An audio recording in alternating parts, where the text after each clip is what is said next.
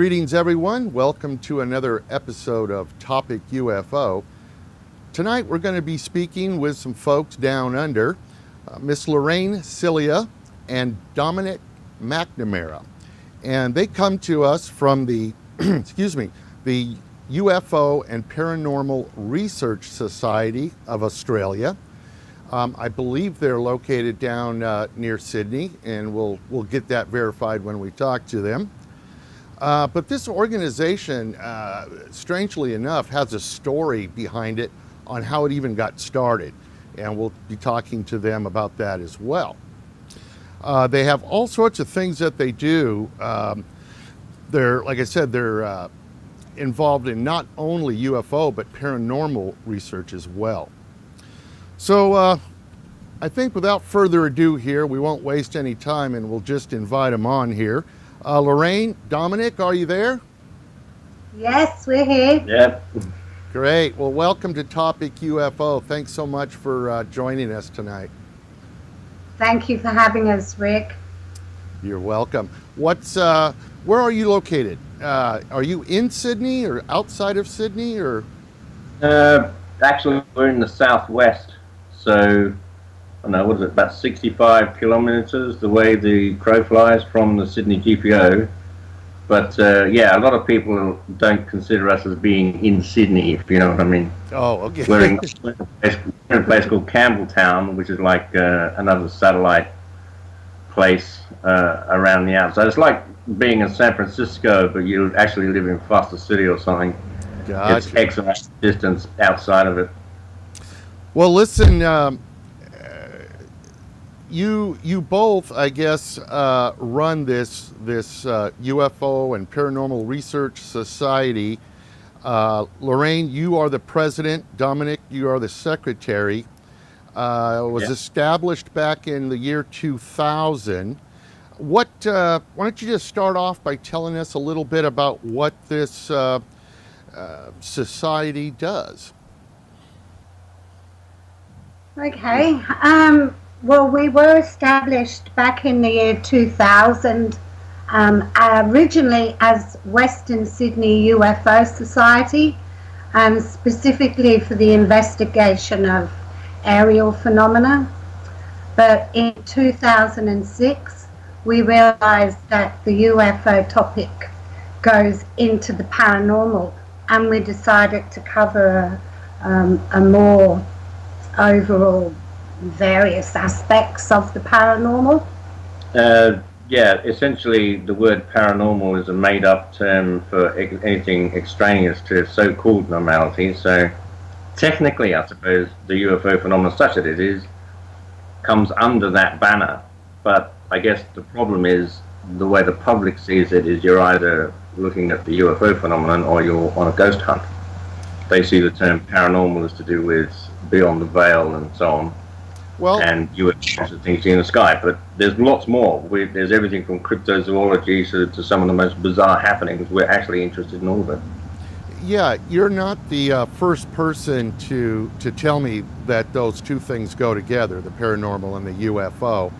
I think it does confuse people from time to time, but I definitely understand where you're coming from. Now, would you say that the majority of your time is spent on one side of the other, or is it pretty much a 50-50 split between UFO and paranormal? We like to think that we're a 50-50 split, but at the moment the focus is on UFOs because there's so much going on within the UFO community at the moment. So you do a lot more networking with people who have a UFO group, as opposed to the Joe Bloggs Paranormal Research Society. I'm glad that there are plenty of people who, I guess, focus rather than try to be sort of jack of all. Whereas our website is being reconstructed, so the idea is to have a greater reference point for more topics, sort of A to Z, as a stopping point for information about them all. But on the other hand, we were involved in a TV series called right. Paranormal Investigators. We were entering haunted locations and investigating, capturing on film. And we actually did 18 episodes. Wow. We've also... Yeah, they went to air on community TBS here in Sydney. Then they went to community TV stations right around the country. Because it's one of those kind of reality style things, you get what you get on the night. But by the same token, we were looking at the history of various places around Australia that people might not get to see. You know what it's like. If you're on the East Coast in the United States, there are some people who have no idea about California or whatever. But if they're still in one country, just because it's so-called easy to travel doesn't mean to say you get around to all the spots. Oh, yeah. So the show was really good like that. Then when that finished, we determined that you could write a compilation of reports in, what is it now, nearly 13 years to the Society of Bingo. On top of that, there's what each one of us has historically. So my involvement didn't start the day that I joined this community here. When I was in the state of South Australia, in Adelaide, the city over there, I was with a group where we had a major project, and that project was to dig through the National Archives. So there's, 50 odd years worth of cases where you could pick out a standout and say, well, look, let's not just write about it, we'll recreate it. So what did we do? Yeah, we started recreating cases, and we've actually put them on DVD. We got actors, cast them, directed, shot, filmed. It's a no budget circumstance, but it's in trying to personify the paper, so to speak. Wow, that's quite an accomplishment to be able to recreate that with actors and everything else. Aha, there you go. I see. So people would be more likely to watch a DVD nowadays and pick up a book and read it, unfortunately. This is true. I guess the other aspect is that sometimes you might have one person in a household who's really interested in it, and everybody else is not much more than tangentially interested. So you get one person who would actually go out of their way to find this new book you've just written, but nobody else will read it. Whereas if it's playing on the screen, even if no one else says that they're into this stuff, if they sit down and watch a story just to poke holes in the acting and the directing. Hey, there's nothing better than a B movie, I'll tell you anyway, right? Yeah, exactly. And we've had quite a response to that kind of thing. And that went to air on TBS, Community TV here as well. We're currently shooting more episodes now. Well, it just sounds like you've just got your fingers in a lot of different things. Let me ask you, now, I know that there was a particular case that got this whole thing rolling, I believe, and that was the Laszlo Novak case. Is that correct? That's correct. So, tell us a little bit about that, because if the viewers aren't aware of this, Laszlo Novak is a person down in the Sydney area that had, I guess, an experience. So tell us about that, Cilia. Okay. Well, what happened was Laszlo Novak lives in a high area of Campbelltown, Eagle Vale Drive, so they will tell you how high he is. He has a 360-degree view.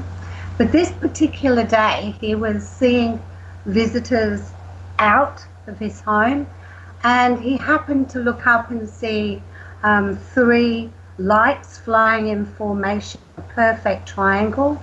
He ran inside, he got his camera, and he managed to capture these objects. This was on the 5th of June in 1999, and all his guests witnessed it, so it was a multiple witness case. The media became involved. It was actually shown on Channel 7 News. So this was kind of big deal back in '99, and they couldn't explain what they were. They were scrutinized and accepted as UFOs, unidentified flying objects. That's the one that went to the newsreel. That's the one that went to the newsreel. I remember that because I think there were some other people. Were there other people in the same neighbourhood? Yep. So what happened was, later that night, the objects came back. He was watching the skies. Which you now. do. So later on, they came back, and one of them came really close, so he could actually see the shape of the object. It was round like a donut with a black center. It was orange in color. He had his camera. He was running along the street, capturing this object on his camera. He got to the corner, and another family who lived in the street came around the corner in the car. And they're a Muslim family, so it's highly unusual to have a Muslim family corroborate the sighting. But they actually saw the same thing. Actually, the first thing they did, almost instinctively, when you see a guy in the middle of the night with a black device shoulder mounted running up the middle of the street, was they avoided him as much as they possibly could and drove off. But then the guy behind the wheel, the father of the family, he started up, he said, wait a minute, that was a camera. And of course then they started looking for what he was looking for, and because it's a crescent, the street, that they didn't actually know each other prior to this, so that didn't help. So he drove right the way around and came back again, and then they all stood there and saw this thing. So now how did this lead in though to the organization that you have now? Well, because it was covered by the media, it was in the local newspaper as well, and there was two gentlemen in the Astronomers Society here, Attila Caldi and Philip Ainsworth, and they were interested in Laszlo's sighting, and they decided to get people together from the local area to see if anybody else had had these sightings. And I read it in the local paper. I'd been having sightings, and I went along to the first meeting, and as a founder member, it became an ongoing meeting, everybody meeting once a month. There would have been, we had a tiny little room in the local library that seats probably 30 people, and there would have been at least 60 people crammed into this little room. People who had had sightings in the area had a story to tell, and all because of Laszlo's sighting. So Laszlo is the founder of the Western Sydney UFO Society, along with Attila and Philip. Yeah, and none of them are associated with the organisation now. Does Laszlo attend the meeting still? Occasionally, he's coming to this one. He's coming along to see Mary Rodwell. Oh, okay. And because eventually he did go under hypnosis. There was an hour missing on his tape. Yeah, that's true. The family that saw the objects with him became totally obsessed. Laszlo became totally obsessed. It affected them. Well, I was just going to tell you, I met Laszlo via Facebook, actually, and we got to talking, and we linked up on Skype and started talking, and he wanted to show me how he captured the video. So here's this guy. He's not a young guy. He's not an old guy, but he's not a young guy. And he's walking around his front yard with this wireless laptop with a camera on it. He climbs the ladder up his roof with this laptop in hand, all the way up on top of the roof, and he's showing me how he catches these videos. And it's just amazing, really amazing. And from what I've seen, he's continuing to capture strange things in the air, is he not? Yes, Yeah. that's true. He has a YouTube channel, Color UFO, and it's global, obviously. He has thousands of viewers, hundreds of subscribers. He's captured over 200 videos, and mostly now he captures daylight. That's what I was going to say. Most of what he's doing at the moment is going back a little way. A few people shoved an IR filter on a daylight camera, right? Essentially trying to block out everything except the IR. And under those conditions, on a bright day, you can see the brightest stars in the sky. You can see the occasional satellite. People with satellite tracking and stuff like this. And whilst they were doing it, they were getting these other weird floating things that didn't move in straight lines or anything like that. And basically, they were exhausting the possibilities of these were birds, that was something else, but I don't know what this is. And Laszlo basically fell onto that and started doing night and day stuff dependent upon what takes his whim, I suppose. And you know, it's like it could take hours and hours all day just to find something that's not even, doesn't turn out to be something spectacular. But for him to get 250, he's been doing that a long time. Yeah, from what I've seen lately is he is capturing these white orbs that kind of float near the clouds, and then they might move up at an angle or down. Have you seen these, and do you know anything about them? They're obviously under intelligent control because a lot of his footage shows them flying in formation. There's quite a lot of trios, and a lot of our sighting reports are trios of lights.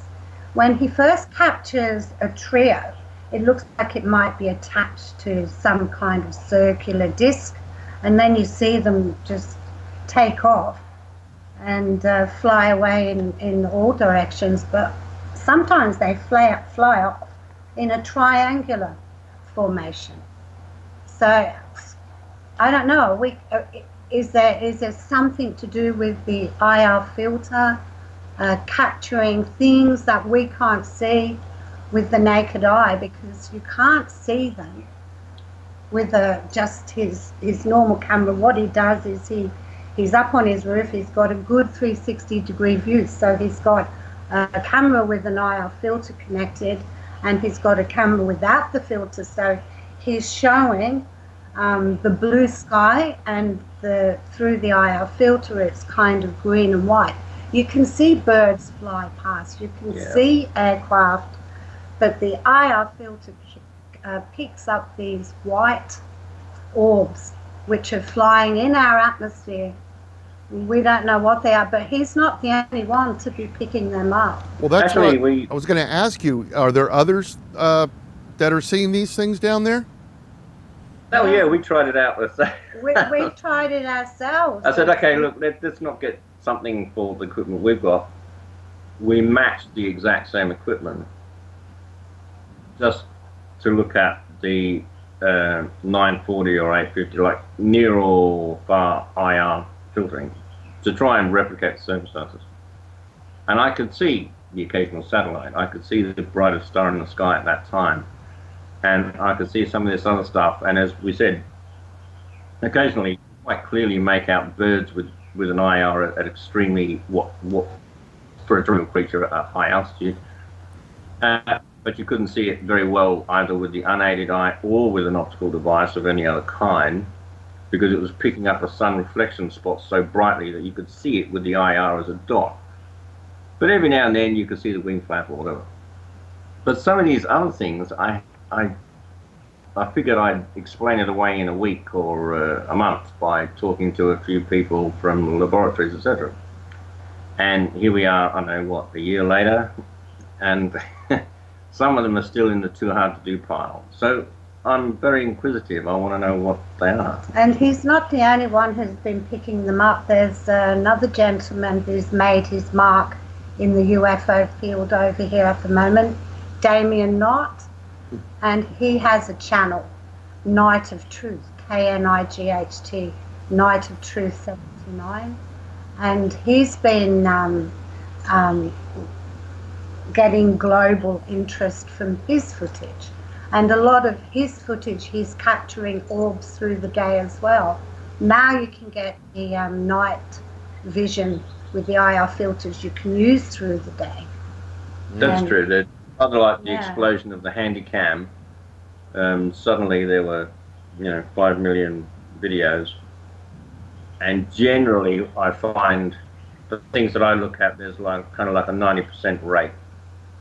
It's the last 10% that you can't either easily explain, push an explanation like a skeptic would. Yeah.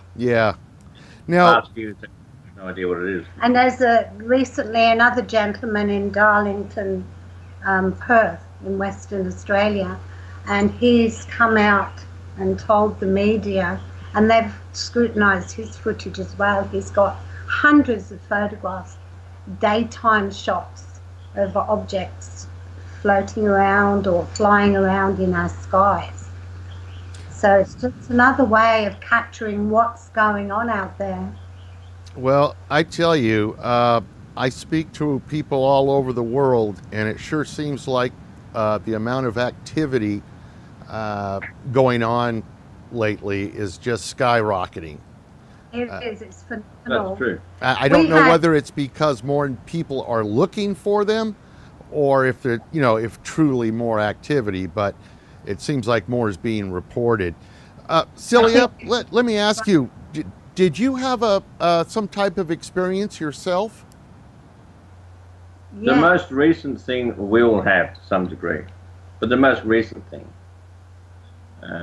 this is really strange because we meet at the art centre in Campbelltown, and after it's over, a few of the committee that ran the meeting, which was myself, Larraine, Kelly, Darren, Mike and Mark, and then there was Mike and Mark, who are a couple of members. We were standing around having a chat in the car park, and being a car park for a public facility, there's a street lamp here and a street lamp there and so on, but then it's well lit enough for safety, but there are gaps in between, including trees. And the guys were standing around having a chat on one side of the tree, and I'm standing over next to my car, at the back of my car, near one of the street lamps. One of the reasons,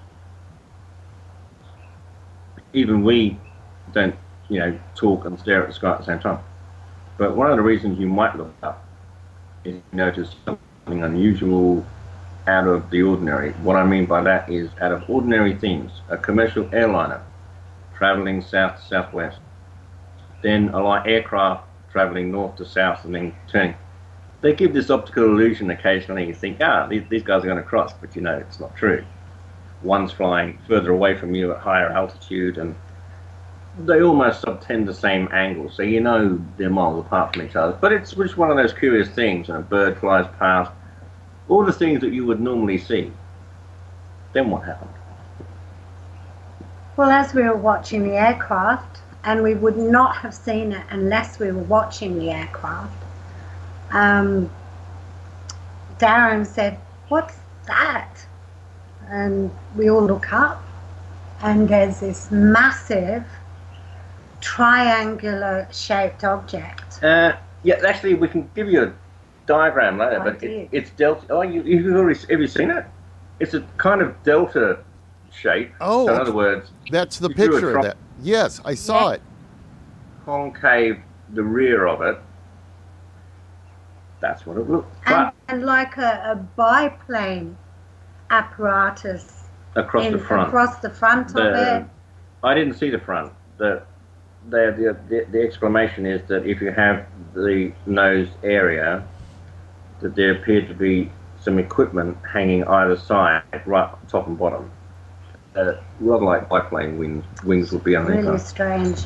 It was close enough to be able to see like round nobules around the outside of it, which we think that's probably the lights, but it didn't have its lights on. It was totally black, totally silent, and just moved across the sky, blocking the stars as it moved across. That's how you could see it. So no possibility that this could be one of the drones that they always talk about, the military drones. No chance of that. But I mean, It didn't make any sounds. B, it's even a drone. It would be unusual that it would be at an altitude where it didn't reflect any, because this is over Campbelltown. Yeah, it's any air glow or whatever. This thing was extremely stealthy. I just caught the back edge of it when everyone was pointing, because I didn't have the reference point. I wasn't looking at the aircraft, so I didn't know where they were looking behind it after they'd gone. So the commercial one's gone, the light aircraft's gone. They said, "What's that following them?" And I'm on the other side of the tree. I've got the light to my right. So as I look, I just catch the back end of it, because the halo mucks up your night vision, so to speak, to be able to see things that are dim.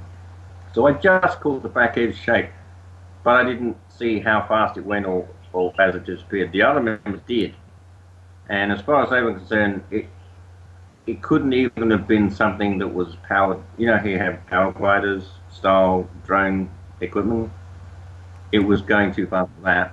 Yeah. And talking about sightings where people see something for a couple of seconds, from the first instance that the other guy started yelping to when they last got sight of it was at least 8-10 seconds, I'd say. And all that happened in between time is other people saying, "Oh yeah, no, I can see it," and including I was the last one. It's just unusual for this to be happening over residential Campbelltown. Yeah, if you didn't want people to see it, it's not something you do. And also, we had, oh goodness me, at least a half a dozen sightings, at least more. That was within in the week preceding and just after. And Laszlo actually captured triangular-shaped objects flying around in the daytime with his camera about 3 days after our sighting. It's a leap to link them all together, of course. Right. But all the way down the coast. Yeah. The sightings came in as far down as Kiama of objects in the sky. Wow. Well, listen, folks, we're getting a little down here on time. We're almost out of time, but I wanted to get your website out there where people can find out more about you and your organization. Okay. Can you give us your website? Yeah, the website is ufosociety.net.au. Okay. You can precede that with the 3 W's or not. All right. Having said that, one of the things that we also do is publish a bi-monthly journal. Yes. The Phenomenon Times. So a lot of stuff goes into that. Subscribers, in other words, people can join online. They can contact us through the email that's there and the contact details. But essentially, ufosociety.net.au. But a lot of people who use Google, they just put UFO PRSA, hit the return button, and we bounce up to the top of the list.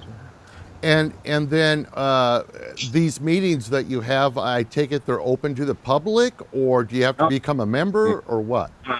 No. All it means is that members get in for almost token amounts of money, and non-members pay a little more, that's all. And they're monthly meetings? They go onto the email list and they receive the bi-monthly magazine. Yes. And any information, any conferences. Just recently we had Charles Hall come here for to us. Yes, he was on the local morning show there, wasn't he? Right, yeah. Yeah, they're beginning to take it very seriously here in the media, which is really good. Isn't it amazing? Yeah, it is. It's quite amazing. I think everyone's had a run-in with the media and thought, I don't know if they'd do that again. And there have been other times when they've at least had a well-balanced presentation of what they shot with you that day. But now you get interviews like this where no one does the tongue-in-cheek thing at all. Morning and breakfast stuff was always that way, wasn't it? Yeah, always, always. It's so nice because it's happening over here as well. They are taking it more seriously. Excellent. You know, they don't play the little Twilight Zone music at the end of the interview, right? Like they used to.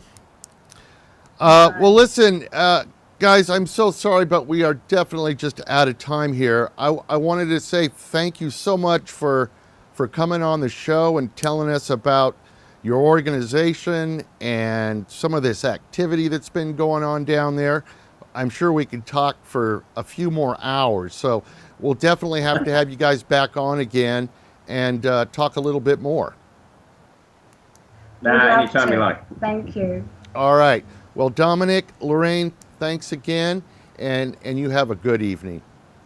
Thank You too. you, Rick. You All right. too. Bye. Good night. Good night.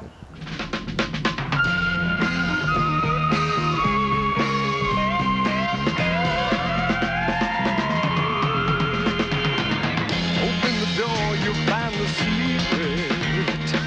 To find the answer is to keep it. You'll believe it when you find something screaming across your mind. Green slime.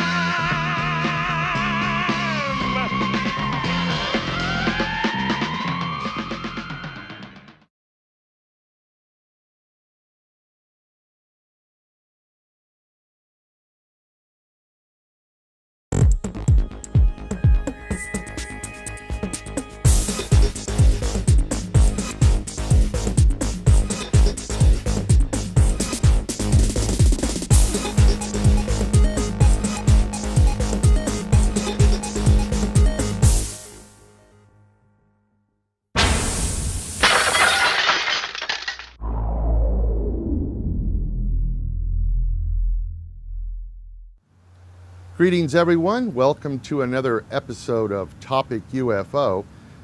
Tonight, we're going to be speaking with some folks down under, Miss Larraine Cilia and Dominic McNamara.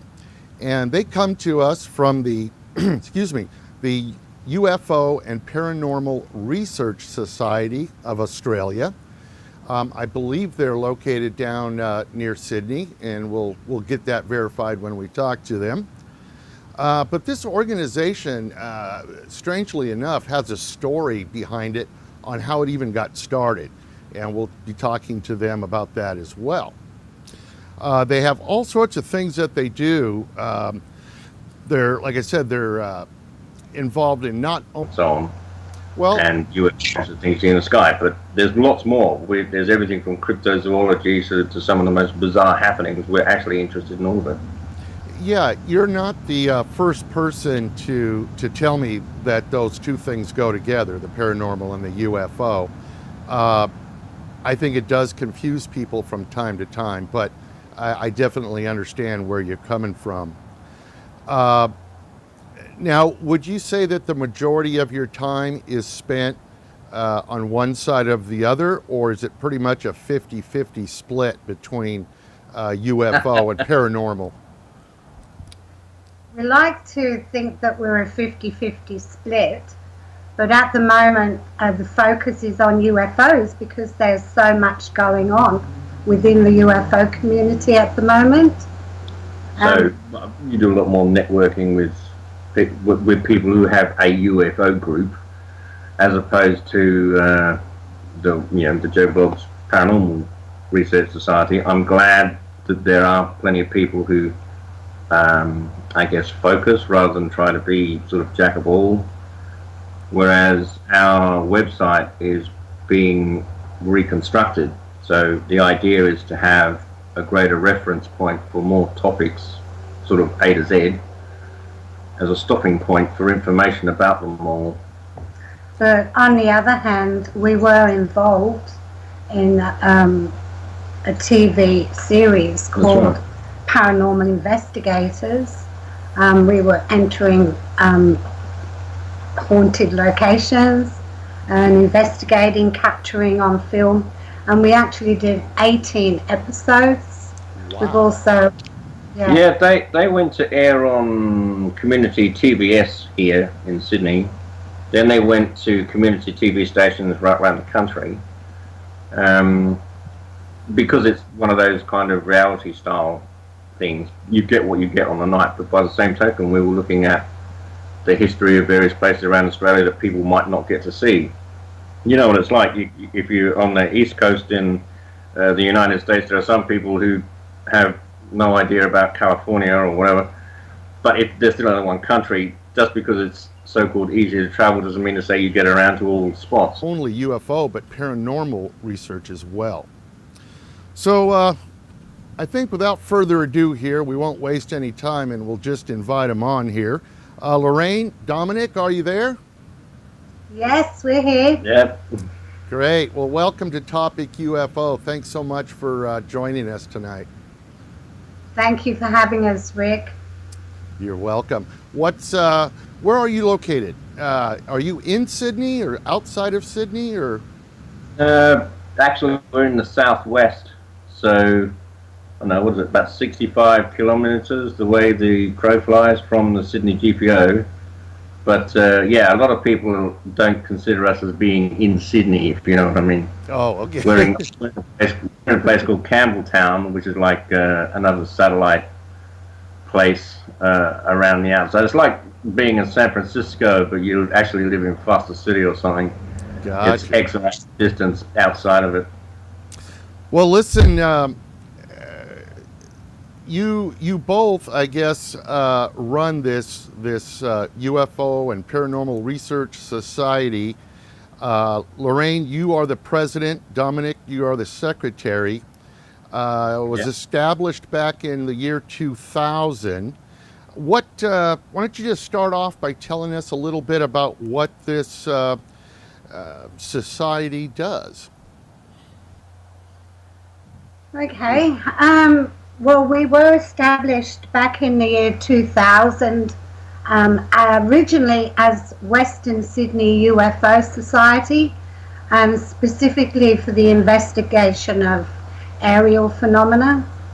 But in 2006, we realized that the UFO topic goes into the paranormal, and we decided to cover a more overall various aspects of the paranormal. Yeah, essentially the word paranormal is a made-up term for anything extraneous to so-called normality. So technically, I suppose, the UFO phenomenon, such as it is, comes under that banner. But I guess the problem is the way the public sees it is you're either looking at the UFO phenomenon or you're on a ghost hunt. They see the term paranormal as to do with beyond the veil and